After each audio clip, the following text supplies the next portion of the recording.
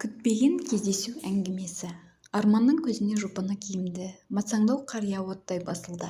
Арада қаншама жыл өтсе де, оны жазбай таныды. Еңкіштеу тұлғасы бір уыс бетінің жартысын алып жатқан ет жеңді мұрыны, жүндес қабағының астынан жылтыраған қос жанары, қалған құлақтары, бәрі мен тергеуші түнқатармын деп тұрғандай. Тек азып шау тартқаны болмаса, сол бәз баяғы қалпы. Арман өзінің ойпырмай, жанының сірісін қарашы.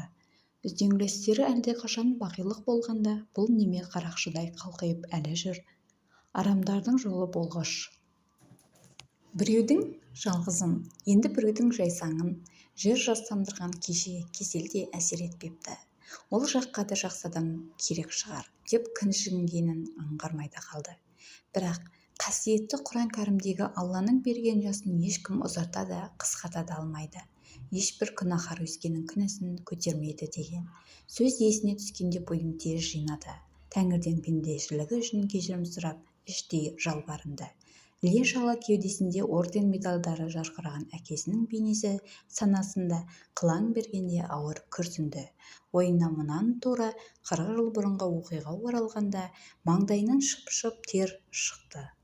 Ол кезде Арман небәрі 18 жастағы бос бала болатын. Ауылдағы көп балалы, қарапайым отбасында дүниеге келген Арман өзге бауырларына қарағанда еркелеу өсті. Марқұм әжесі Арманды басқа немерелерінен бөле-жара жақсы көріп, ешкімді бетіне қарсы келтірмейді. Оның бірнеше себебі де бар сияқты. Білетіндердің айтуынша Арманның кескін-келбеті, тұр-тұлғасы атасынан қалмайды екен. Әжесінің мұны өбектеп тұр. Немерелерінің атасын, яғни өзінің шалы, жастай өмірден өткен жарын есіне алуы да ғажап емес.